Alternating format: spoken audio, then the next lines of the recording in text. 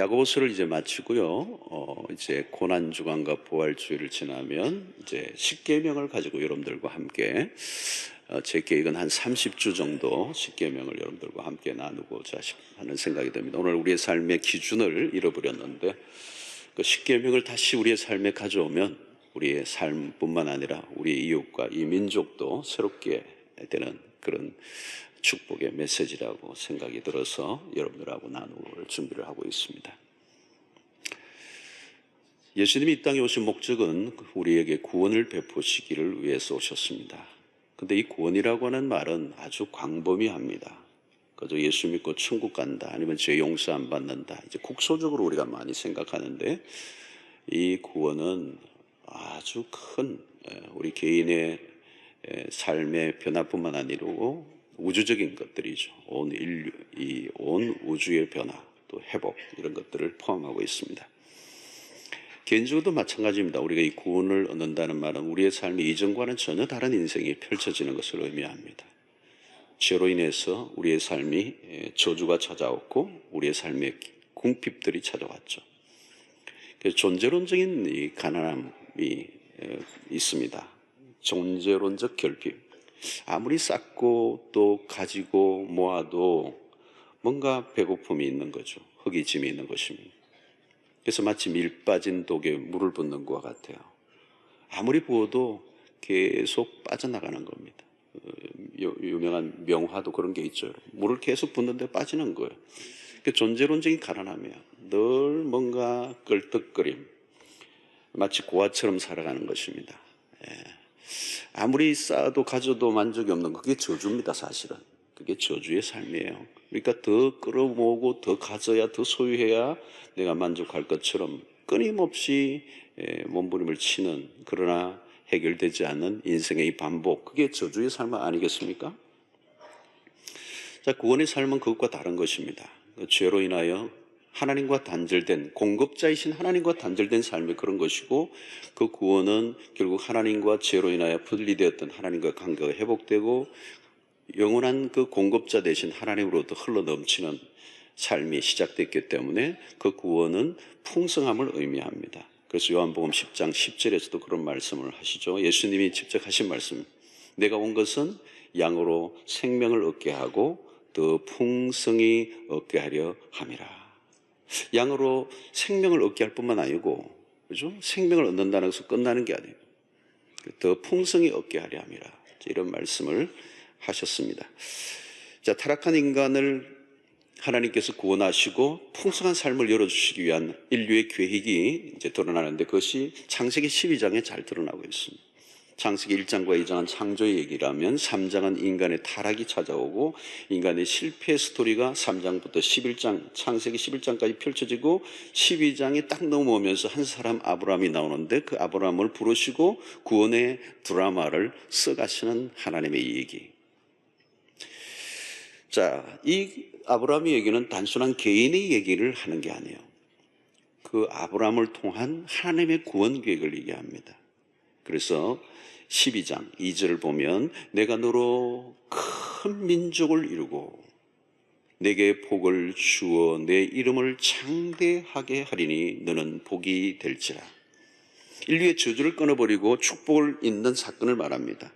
죄로 인하여 저주를 축복으로 바꾸시고자 하는 하나님의 계획이 아브라함을 통하여 시작이 된 것입니다. 자, 여기에서 하나님의 명령에 대한 아브라함의 순종과 믿음과 순종이 나옵니다. 아브라함은 하나님을 선택하기 위해서 자신이 의지하고 붙들고 있던 것들을 다 포기해야 되는 것입니다. 그래서 그 믿음과 순종이 축복의 문을 여는 출발점이었습니다. 그래서 창세기 12장의 사건과 함께 오늘 22장의 이 사건은 매우 중요한 의미를 담고 있습니다. 아브라함에게 독자 이삭을 제물로 바치라는 하나님의 명령이 오늘 여기에서 떨어져요. 이것은 창세기 12장에서 그 친척 본토 아비집을 떠나라고 하는 그 명령과 함께 매우 엄중하고 또 순종하기 어려운 일이었습니다. 그런데 우리 여기에서도 아브라함에게 독자 이삭을 제물로 바치라. 이삭은 약속의 아들입니다. 백세에 낳은 아들이에요. 하나님이 주신 아들입니다. 너무도 사랑하는 아들을 번제물로 바치라는 이 명령은 가혹하죠. 가히 신의 행포처럼 보입니다. 무자비한 폭력처럼 느껴지는 거죠. 어떻게 백세에 낳은 아들, 그처럼 사랑하는 아들, 눈에 넣어도 아프지 않을 그 아들, 나의 전부인 그 이삭을 모리아 산의 번제로, 그 번제는 뭐예요? 이 각을 떠서 완전히 산화시키는, 불로 태워버리는 제사예요. 여러분, 우리가 신앙생활을 하다 보면 넘어야 할 장벽들이 있습니다. 가장 큰 시험은 뭐냐면 하나님이 믿음직스럽지 않을 때입니다. 하나님이 이해가 잘 안 되는 거죠. 하나님은 알다가도 모를 뿐으로 여기질 때 신앙은 딜레마에 빠질 때가 있습니다. 욥기 서들보다 마찬가지요. 욥이 처음에는 믿음이 있었지만 환난과 시련이 찾아오면서 이해할 수 없는 사건과 어려움 속에서 욥은 하나님에 대한 오해가 생기기 시작하는 거예요. 왜 이런 고통이 나에게 찾아왔는지 이해할 길이 없는 것입니다. 여러분, 왜 신앙이 어렵습니까? 우리의 이해의 한계를 넘어선 일들이 많이 일어나기 때문에 그렇습니다. 믿음의 세계는 이성적 한계를 뛰어넘었을 때가 많이 있는 겁니다. 하나님은 왜 나에게, why? 이 why라고 하는 질문을 하는데 답이 안 나올 때만. 하나님에 대한 의심이 찾아오면 혼란이 일어납니다. 믿음의 대상이 믿음직스럽지 않을 때 우리는 대략 난감해지는 것입니다. 방황을 하게 되는 거죠. 아브라함도 마찬가지 아니겠습니까? 백세에 낳은 아들이에요. 하나님이 주신 아들이에요. 이 아들을 통하여 하나님의 당신의 구원의 언약을 펼쳐나가셔야 될 그 약속을 분명히 받고 이 아들을 주셨고 기르고 있는데 이 아들을 잡아 죽이라고 하니 하나님 당신 나에게 아들을 주신 그 하나님 맞습니까? 하나님 당신이세요? 하나님이 선하신 하나님 맞습니까? 사랑의 하나님 맞습니까? 자비의 하나님 맞습니까? 어찌하여 아들을 주기를 하십니까? 독자 이삭을 모리아의 제물로 바치라. 아브라함은 지금 아들을 죽이는 비정의 아버지가 될 순간입니다. 여기서 아들을 죽여야 하는 아버지의 마음에 대해서는 성경은 침묵하고 있습니다. 그러나 설명하지 않아도 자식을 키워본 사람이라고 하면 짐작하고도 남습니다. 그 아브라함의 마음이 어떠했던가를. 어떤 사람은 믿음이 좋아 아브라함이 그냥 고민 없이 뚜벅뚜벅 모리아로 올라가서 아들을 잡으려고 했다고 생각할지도 모르겠어요. 믿음은 그러해야 된다고 생각하는 사람도 있을지도 몰라요. 마치 신앙을 가지고 있다면 피도 눈물도 없는 냉혈 인간처럼 하나님의 말씀에 아무 생각 없이 그냥 순종만 하는 사람으로 여길 때가 있습니다. 여러분, 하나님의 명령과 아들에 대한 사랑의 마음이 교차되는 이 지점에서는 아브라함의 깊은 고뇌와 번뇌와 갈등과 절망과 좌절과 낙심과 온갖 질문들이 막 일어났을 거예요. 그러나 여러분, 우리는 창세기 22장에서는 신앙의 많은 여정, 창세기 12장에 하나님의 부름을 받았던 이 아브라함이 신앙의 여정 속에 점점 수없는 시행착오를 겪어가며 하나님에 대한 오해와 의심과 때로는 믿음이 이렇게 엉키면서 점점 그의 믿음이 자라가서 이제 믿음의 정상에 올라서 상당한 믿음을 가지고 있을 때, 믿음의 베테랑이 되어 있을 때 바로 이 명령을 하나님이 하셨다는 거예요. 자, 오늘 본문을 보면 많은 언어가 절제되어 있습니다. 하나님과 아브라함 사이에 말이 별로 없어요. 또 아브라함과 아들 이삭의 사이에도 무거운 침묵이 흐르고 있습니다. 하나님의 명령과 아브라함의 침묵 속에 나타나고 있는 것은 행동만 드러나고 있어요. 여기서 우리에게 가르쳐주는 메시지는 뭐냐면 믿음은 뭐냐? 순종이다. 순종은 행동이고 말이 아니고 설명이 아니고 구체적인 행동이다. 하나님의 명령의 특징이 뭐냐면 친절한 설명서가 전혀 첨부되지 않는다는 거예요. 하나님이 명령하실 때는 첨부서가 없어요. 설명서가 없어요. 사용 설명서가 없어요. 여러분, 창세기 12장에서도 마찬가지죠. 처음 아브라함을 불러내실 때도 마찬가지입니다. 너의 고향, 친척, 아버지 집을 떠나라는 거예요. 명령만 해서 집을 떠나. 어디로요? 그냥 떠나. 갈 곳을 알려주지 않아요. 창세기 12장 1절에 말하면 내가 내게 지시할 땅으로 가. 지시하지 않았어요. 어디로 가야 될지 몰라. 일단 떠나. 그러면 너가 어디로 가야 될지 내가 알려줄 거예요. 동으로 가라 서로 가라 뭐 어디로 갈지 전혀 알지 못하는 상황 속에 그냥 떠나라는 거예요. 여기에는 절대 순종만 있는 거예요. 갈 곳을 알려주지 않았어요. 조금의 힌트도 없어요. 설명도 없어요. 하나님의 명령은 매우 간단한 거예요. 자, 이제 아브라함이 아들을 데리고 모리아로 올라가고 있는데 참다 못해 궁금해서 아브라함에게 아들이 질문을 던집니다. 아버지, 불과 번제할 이 나무는 있는데 번제할 양은 어디 있습니까? 비수를 꼽는 질문이죠. 너다 이럴 수도 없고. 근데 아브라함이 간단하게 대답해요. 내 아들아, 번제할 어린 양은 하나님이 자기를 위하여 친히 준비하시리라. 쉽게 얘기하면 입 다물어 이 말이에요. 이삭이 질문한 것에 대한 답이 아니에요. 사실은 나도 모른다 그냥 가자. 하나님이 설명하신 게 없으시기 때문에 아브라함도 이삭에게 해줄 말이 아무것도 없어요. 여러분, 우리가 신앙의 길에서 왜라고 하는 왜, 하나님 왜 나에게 이런 일을, 이게 고통이죠. 고통. 왜라는 질문에 대한 답을 얻지 못하면 신앙은 진도가 안 나가잖아요. 우리의 이성이 우리 이해력을 요구하며 무엇인가 납득할 만한 어떤 답을 해주지 못하고 내가 그것을 온전히 이해하지 않으면, 그 질문에 대한 답이 없으면 우리는 어떻게 행동할 수 없는 거거든요. 그런데 여러분, 우리가 믿음의 길에서 우리가 이해되는 것들과는 거리가 먼 일들이 얼마나 많이 만나는지 모릅니다. 이해할 수 없어요, 하나님. 근데 여러분, 만약 우리가 이해할 수 있는 것만 받아들이고 순종하겠다고 한다면 믿음의 길과는 멀리 벗어날 수밖에 없는 것입니다. 믿음은 이해를 넘어선 일에 대한 순종을 요구합니다. 이해되어 순종하는 것이 아니라 순종하고 나니 믿어지는 경험을 하게 되는 것입니다. 알파고와 이세돌의 대국에서 알파고의 삼성으로 끝났습니다. 대국이 부러질 때 어느 순간,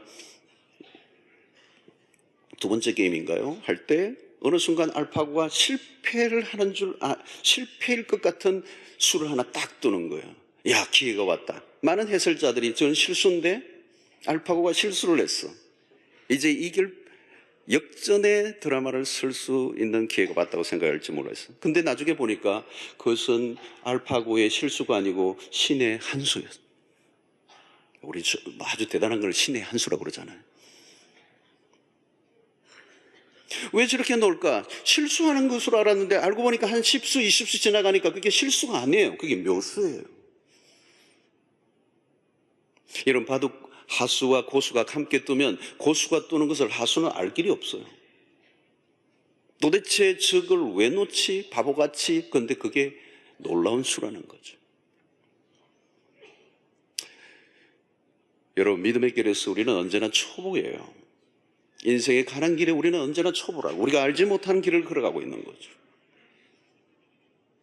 하나님은 알파고와 비교가 안 되는, 그분은 알파 오메가가 되시는 하나님이시죠. 하나님은 모든 경우의 수를 다 알고 계시는 분이시죠. 우리는 한 치 앞도 알 수 없지만 하나님은 온 우주를 만드신, 계획하신, 디자인하신, 친히 운행하시는 역사의 모든 알파 오메가가 되시는 그 하나님, 우리에 대한 완벽한 구원의 드라마를 써가시는 마스터 플랜을 갖고 계시는 하나님, 그 하나님이 지금 아브라함에게 명령하고 계시는 거예요. 여러분, 믿음은 순종이고 순종은 믿음이고, 우리는 믿음과 순종이라는 단어를 분리를 시키는 것 같아요.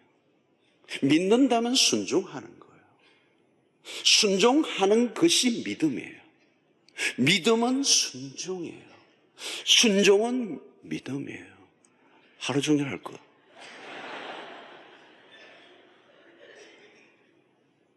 비극은 이것을 분리시키는 데서 오는 거예요.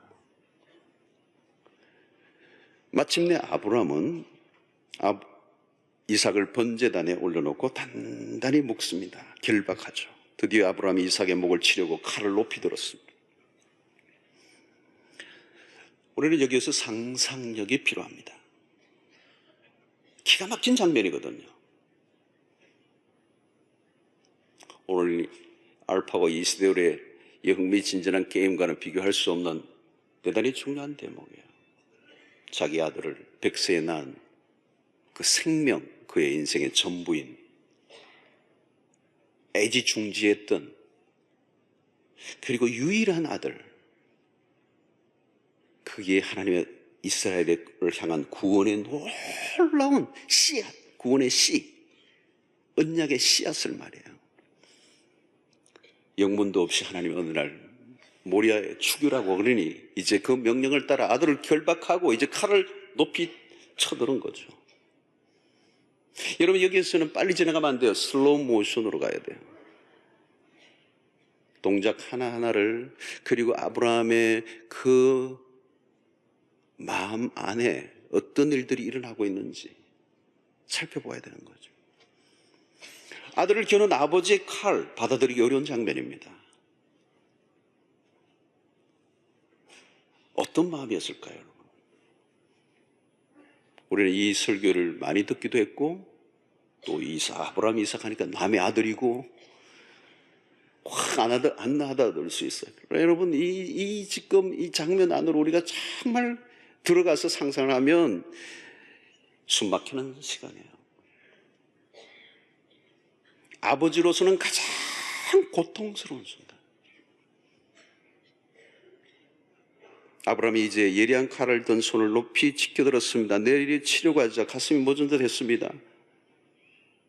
여러분, 칼의 각도를 정확하게 맞춰야 돼요. 잘못 맞추면 반쯤 죽으면 안 되잖아요. 큰일 나잖아요. 또 고통이 더 큰 고통을 줄 수 있잖아요. 한 번에 끝나야 돼요. 손과 팔뚝에 힘이 들어갔습니다. 얼마간의 시간이 흘렀습니다. 더 이상 지체할 수 없는 호흡을 고르고 입안엔 땀이 흐르고 두 눈은 질끈 감은 채 이제 막 내리치려고 힘을 잔뜩 주어서 이제 꽂기만 하면 되는 그 순간이 왔습니다. 바로 그때 긴급한 소리가 들려옵니다.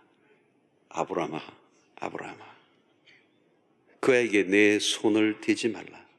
아무 일도 그에게 하지 마라. 아찔한 순간 하나님의 비상 개입이 찾아왔습니다.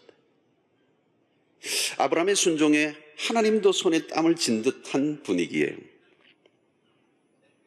그리고 하나님이 이어 말씀하십니다. 12절에 내가 내 아들, 내 독자까지도 내게 아끼지 아니하였으니 내가 이제야 내가 하나님을 경외하는 줄 아노라. 놀라운 사실은 순종의 순간 갈 때까지 하나님의 마음은 드러나 있잖아요. 순종하지 않으면 도무지 알 수 없는 하나님의 뜻이 순종함으로 이제 드러나고 있는 거예요. 영적 비밀의 세계로 들어가는 게 아무나 들어가는 게 아니죠. 영적 비밀의 세계, 그 신비롭고 오묘한 세계 안에 들어가면 우리의 지성과 이해가 아니라 하나님의 말씀에 대한 온전한 순종을 통하여 그 하나님의 세계, 신비로 들어가는 것. 하나님의 비밀을 아무나 아는 게 아니죠. 여러분, 화려하고 좋은 말은 아무리 해도 의미가 없어요. 성경 공부만으로는 하나님을 알 수 없습니다. 우리의 순종이 아니면 하나님의 마음을 얻을 수 없습니다. 하나님은 우리의 말에 감동하시는 분이 아니라 순종에 감동하시는 분이에요. 드디어 아브라함은 그렇게 알고 싶어 했던 하나님의 속마음을 알게 됩니다. 모리아로 올라갈 때 그 아들을 죽이라고 명령하는 그 명령을 받고 아들을 데리고 함께 올라갔던 종마저 다 내려놓고 그 아들만 데리고 번제할 나무로 가지고 그 모리아로 올라갔을 때 이 답답함, 이 고통스러운, 이 미어지는 마음, 도대체 하나님이 왜 그러신지 알 수는 없지만 순종의 길을 걸어갔던 그가 알 수 없었던 하나님의 마음이 완전한 순종을 하며 그 아들을 향하여 칼을 내려 꽂을 그 순간에 비로소 하나님이 당신의 마음을 드러내는 거예요. 너가 너의 아들을 아끼지 아니하였사니 너가 나를 사랑하는 줄 안다. 그만둬라. 그에게 손을 대지 마라. 여러분, 무엇입니까? 하나님께서 원하시는 것은 이삭이라는 제물이 아닙니다. 하나님은 개인이 가학증 환자처럼 우리가 고통당하는 것을 원하시는 하나님이 아니세요. 하나님이 제거하기를 원하시는 것은 아브라함의 가슴 속에 있는 자라나고 있는 종량과 같은 것이에요. 종량이 뭡니까? 그대로 두면 자신의 삶을 전체를 치명적으로 영향을 미칠 수 있는 악성 종량, 그리고 그게 암이 될 수도 있는 거죠. 악성 종량은 제거하지 않으면 죽어요. 여기서 종량은 무엇일까요? 아브라함에게는 백세에 낳은 아들 이삭에 대한 끔찍한 사랑이에요.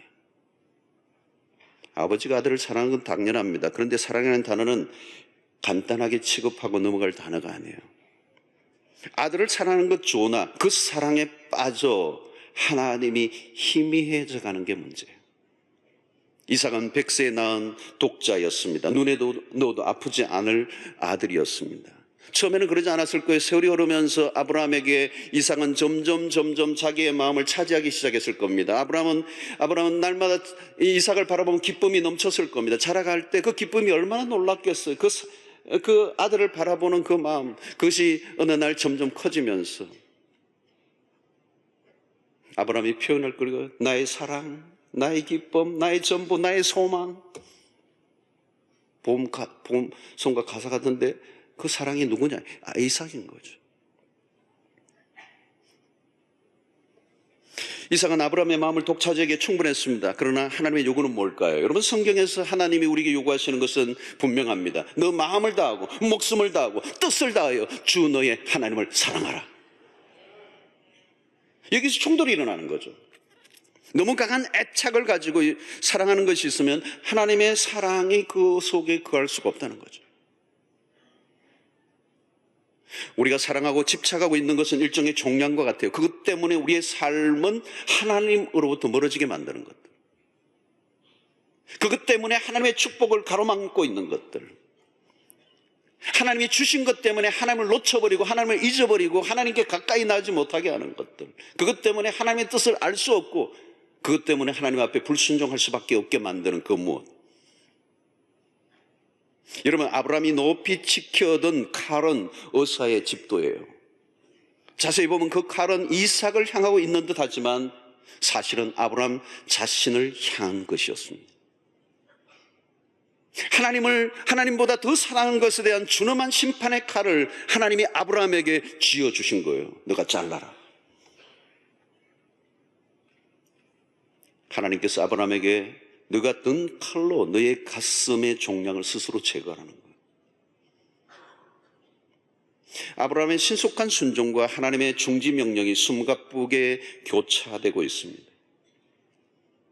그리고 아브라함의 종량은 제거되고 하나님의 치유가 선포됩니다. 너가 참으로 나를 경외하는 줄 알았다.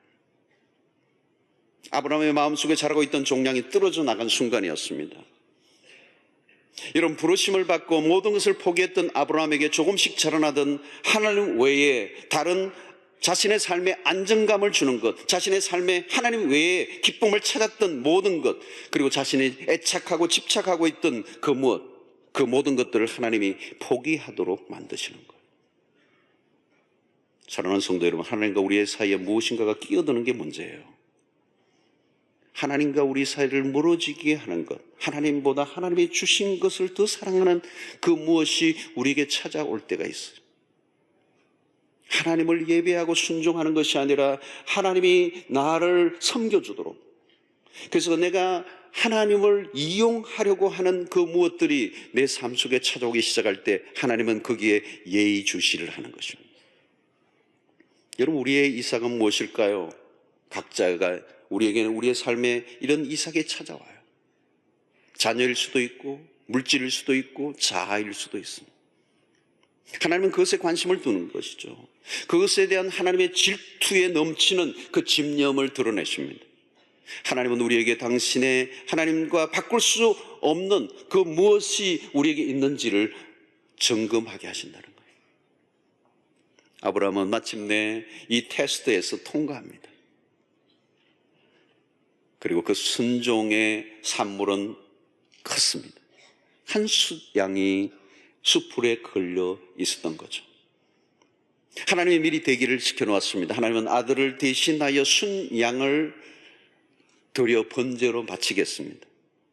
그리고 그 땅의 이름을 여호와 이레, 하나님께서 친히 예비하심.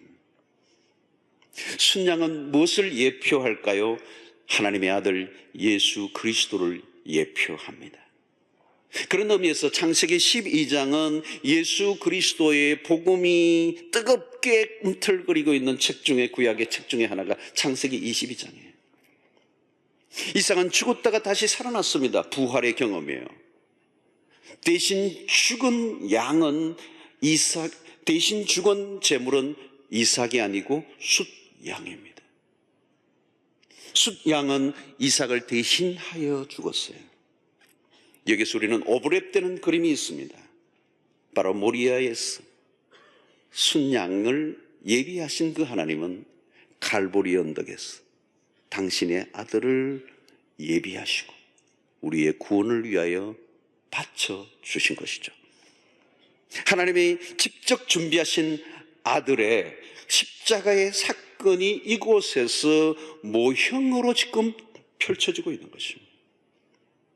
하나님에 대한 온전한 순종이 있는 곳에는 지금도 십자가와 부활의 은혜가 흘러 넘치게 됩니다. 여러분, 신앙이 지루해지고 활력을 잃었다면 다른 게 아니에요. 하나님에 대한 절대적 순종이 빠져버렸기 때문에 그렇습니다. 오늘 16절을 보면 하나님께서 내 아들 내 독자도 아끼지 아니하셨은즉, 기가 막힌 인정입니다. 우리가 사랑하고 애착을 가지는 것을 우리의 손에서 떼어내는 순간 하나님의 십자가 부활의 은혜를 경험하고 하늘문이 열리는 역사가 일어나게 되는 것입니다. 오늘 17절을 보십시오. 내가 내게 큰 복을 주고, 모리아의 아들을 바친 사건 이후에 하나님의 약속이 뭐예요? 내가 내게 큰 복을 주겠다. 이것은 창세기 12장 2절에서 하셨던 약속을 재차 반복하신 거예요. 다시 오브랩되는 본문이 있습니다. 로마서 8장 32절이에요. 먼 훗날 세월이 흐르고 바울 사도는 사실 창세기 22장에 일어났던 이 사건을 그대로 오브랩시키는 새로운 그림을 우리에게 보여주고 있어요. 그게 뭘까요, 여러분? 32절, 자기 아들을 아끼지 아니하시고 우리 모든 사람을 위하여 내어주시니까. 여러분, 이게 자기 아들을 아끼지 아니했다는 이 표현은 창세기 22장에서 하나님이 아브라함에게 쓰셨던 그 단어예요. 너가 너 아들을 아끼지 아니하신즉 너가 나를 경외하는 줄 알겠다. 오늘 바울은 뭐라고 말합니까? 자기 아들을 아끼지 아니하시고 우리 모든 사람을 내어주신 그 이가 어찌 그 아들과 함께 모든 것을 우리에게 주시지 아니하겠는가? 하나님이 아브라함에게 너 아들 독자를 아끼지 아니하였은즉 하나님은 나도 너에게 아들을 아끼지 아니하고 내어주겠다고 말씀하는 것입니다. 바울은 아브라함의 이야기를 하나님의 이야기로 바꾸어 우리에게 들려주고 계세요. 사랑하는 성도 여러분, 숫양은 무엇을 의미합니까? 하나님의 예비하심, 하나님의 공급, 하나님의 배려, 하나님의 긍휼, 하나님의 자비, 하나님의 심장, 하나님의 산에서 경험할 수 있는 풍성함들이 준비되어 있다는 약속입니다. 여기에서 하나님께서 하시는 말씀에 귀를 기울이세요. 내가 무엇을 아끼겠는가? 하나님 아버지의 솔직한 마음을 느껴보실 수 있기를 바랍니다. 하나님의 축복이 본물이 터지듯이 갈보리에서부터 흘러 넘쳐나고 있습니다. 하나님은 우리에게서 좋은 것이 있으면 빼앗아가시는 분이 아니에요. 내가 울고불고 안달복달하면 겨우 주시는 인색한 하나님이 아니십니다. 하나님은 우리가 구하기 전에도 있어야 할 것을 아시고 미리 준비하시는 선하시고 풍성하신 하나님이세요. 가끔 우리는 하나님이 꿈떠시는 분으로 오해할 때가 있습니다. 그러나 하나님이 느리신 게 아니에요. 우리가 느려요. 하나님은 언제나 앞서 기다리고 계시는 하나님이세요. 우리가 받을 준비만 하면 여호와 이레, 그분은 언제나 예비하시는 하나님이세요. 아브라함이 순종을 보였던 여호와의 사내는 숫 양이 대기 중이었습니다. 하나님은 언제나 우리를 위해 예비해 놓으신 분이에요. 우리의 편에서 먼저 모리아에 오르는 믿음의 순종이 선행될 때 하나님의 예비하심을 경험하게 될 줄로 믿습니다. 여러분, 하나님은 가나안을 이스라엘 백성들을 위하여 여호와의 이르러 준비해 놓으셨어요. 애굽에서 종살이할 때 눈물 피눈물 나고 살아갈 동안 안에도 하나님은 이미 그 백성들을 향하여 가나안을 준비해 놓으셨어요. 만반의 준비를 다해 놓으셨어요. 그러나 그 백성들이 완악하고 불순종하여 40년 광야를 보내며 하나님께 원망과 불평을 쏟아냅니다. 성경 속에서 하나님은 참으로 오래 참고 기다리고 기다리시는 하나님. 여호와의 일의 축복은 하나님의 아들을 통한 십자가 사건을 통하여 구체화되고 있습니다. 그 속에서 하나님의 속마음이 드러나는 거죠. 우리는 모리아로 올라갈 때 그 아브라함의 그 마음, 그 아들을 바쳐야 하는 그 원통한 그 아버지의 마음을, 그리고 칼로 그 아들을 내리칠 때 그 답답했던 그 고통스러운 그 아버지의 마음 속에서 우리는 하나님의 마음을 알게 되는 거예요. 그래서 조금 전에 읽었던 로마서 8장 32절의 말씀처럼 자기 아들을 아끼지 아니하시고 우리 모든 사람을 위하여 내주신 이가 어찌 그 아들과 함께 모든 것을 우리에게 주시지 아니하겠느냐. 십자가에 매다신 하나님은, 아들을 매다신 하나님은 우리를 너무도 사랑하셔서 아들마저도 아끼지 아니하셨어요. 모리아로 오를 때까지는 희미했던, 아브라함이 모리아로 올라갈 때까지는 희미했던 그 그림이 갈보리에서 완전히 하나님의 마음이 드러나셨어요. 아들을 바치라고 하던 그 하나님이 우리를 얼마나 사랑하시는지, 그 아들을 아끼지 아니하시고 우리 모든 사람을 위하여 내어주신 그 하나님, 인류가 죄로 인하여 잃어버렸던 축복을 회복하기 위한 하나님의 계획이 그리스도 안에서 드러나고 있음을 창세기 22장 사건을 통하여 우리에게 명확하게 보여주고 있는 것입니다. 그러므로 여러분, 축복을 여는 키는 아들 되신 그리스도의 완전한 순종이에요. 아브라함의 그 온전한 순종을 통하여 여호와 이레의 축복, 하나님이 수장을 대신 준비하셨던 것처럼 오늘 우리는 불순종하고 하나님 앞에 선한 것 없음에도 불구하고 아들 예수 그리스도의 그 완전한 순종을 통하여 우리에게 하나님의 축복의 문을 활짝 열어주신 것입니다. 죄로 인해 우리에게 찾아온 모든 결핍과 부족은 이제 그리스도 안에서 채워지고도 남는 역사가 일어나는 것입니다. 빌립보서 4장 19절을 여러분 보십시오. 나의 하나님이 그리스도 예수 안에서 영광 가운데 그 풍성한 대로 너희 모든 쓸 것을 채우시리라. 이 기가 막힌 구절 앞에서도 아멘이 이렇게 약한 이유가 도대체 무엇이나요? 여러분, 기가 막힌 말씀이에요. 나의 하나님이 그리스도 예수 안에서, 이게 중요해요. 그리스도 예수 안에서 영광 가운데 그 풍성한 대로 너희 모든 쓸 것을, 이 한 구절 한 구절이 이게 놓칠 수 없는 구절들, 너희 모든 쓸 것을, 그것은 우리의 영적인 육적인 우리의 삶의 모든 영역 속에 하나님의 축복의 영역이 새로운 세계에 왔다는 거예요. 너희 모든 쓸 것을, 너희 모든 필요를 그리스도 안에서, 그리스도 안에서 영광 가운데 그 풍성한 대로, 그 하나님의 풍성은 이루 말할 수가 없는 거죠. 여러분, 그 풍성한 대로 너희 모든, 이 연사 강력히 주장하고 있습니다. 너희 모든 쓸 것을 채우시리라. 얼마나 기가 막힌 말씀입니까? 이제야 우리가 죽이 맞는 것 같습니다.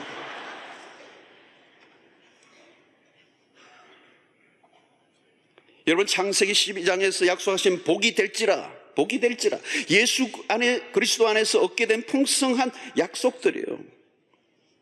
저주로 신음하는 이 백성들을 향하여, 온 인류를 향하여 하나님의 복의 선포예요. 여러분, 복음이 무엇입니까? 복된 소식이에요. 복된 소식, 그 복음이 뭘까요? 여러분, 복음은 예수 그리스도예요.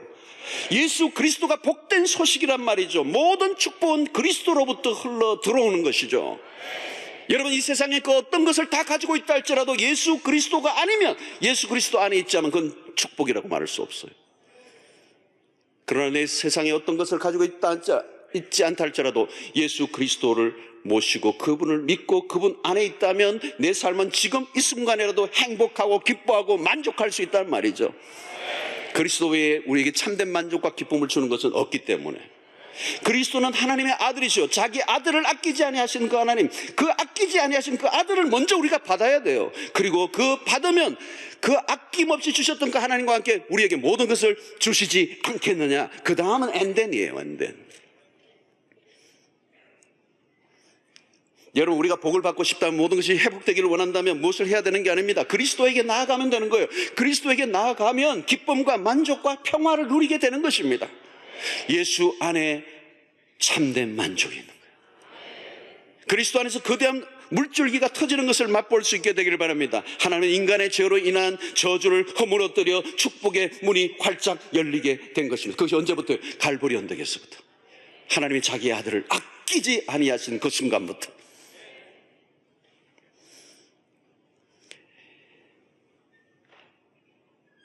여러분, 어려움들이 있고 이해할 수 없는 일들이 수없이 일어나지만 하나님에게로 돌아갈 수밖에 없는 것은 그 안에만 모든 것이 있기 때문입니다.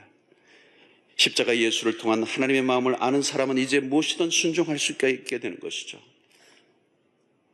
그 아들을 죽이라는 명령은 결코 쉬운 순종 아닙니다. 찢어지는 고통을 동반한 순종입니다. 값비싼 대가 지불이죠. 그러나 그것을 통과하고 난 다음에 주어지는 축복은 말로도 할 수 없는 것입니다. 하나님은 완전한 공급자가 되십니다. 어떤 것도 아끼지 않습니다. 예수 그리스도를 믿은 이후에 우리의 삶에 더 이상 결핍은 없어요. 그래서 바울은 그 모든 것을 얻고 난 다음에 그 포만감, 만족감 때문에 내가 세상에 그 어떤 것도 이제 더 이상 붙잡지 않고 배설물로 여기노라 말씀해요.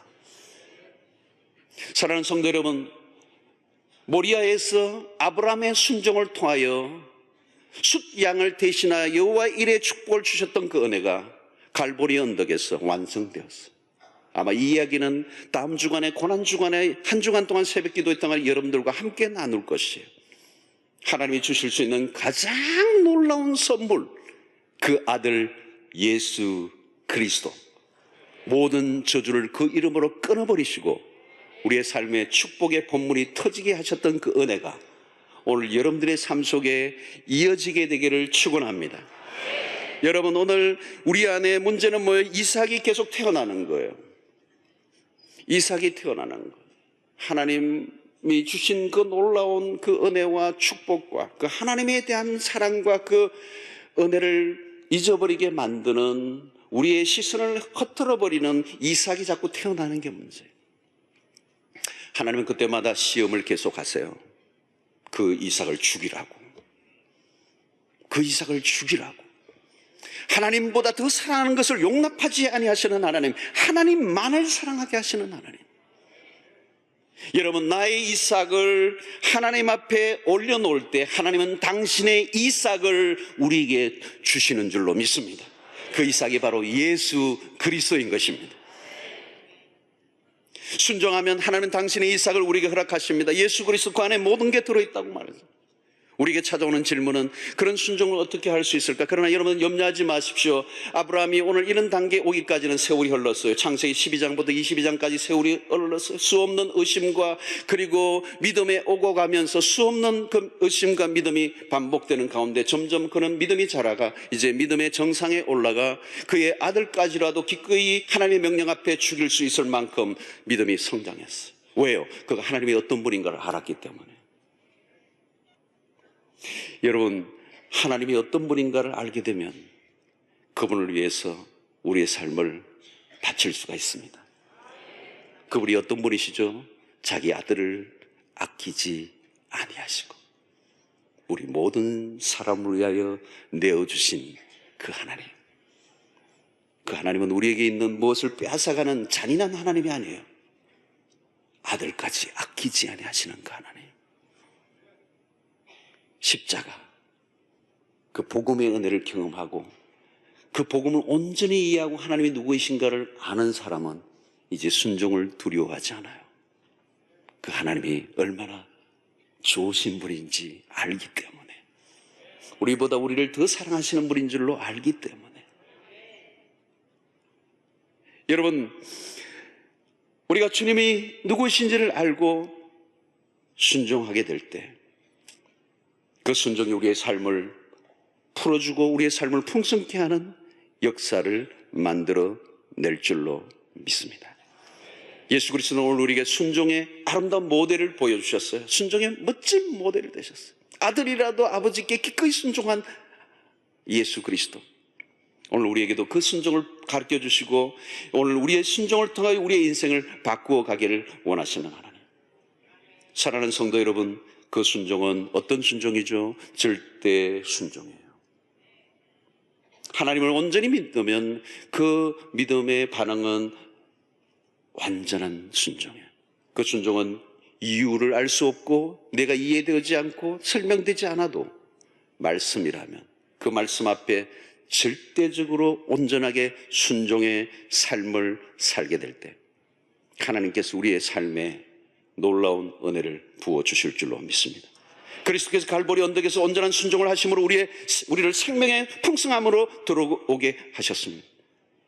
오늘 또 그 아들 예수 그리스도의 순종을 우리도 본받아 나아가게 될 때 우리의 삶에 하나님의 구원의 풍성함을 누리며 모든 저주는 끝이 나고 하나님이 주시는 여호와 일에 예비하신 그 풍성한 은혜, 자기 아들을 아끼지 아니하시고 우리 모든 사람을 내어주신 그 하나님, 우리 그 아들과 함께 모든 것을 허락해 주시는 그 은혜를 맛보게 될 줄로 믿습니다. 나의 하나님이 그리스도 안에서 영광 가운데 그 풍성한 대로 모든 것을 채워주시는 그 풍성한 하나님을 맛보게 될 줄로 믿습니다. 아니, 그 하나님이 우리에게 진정한 만족이요 기쁨이요 전부가 되시는 은혜의 삶을 살아가는 여러분들 되시기를 주의 이름으로 축원합니다.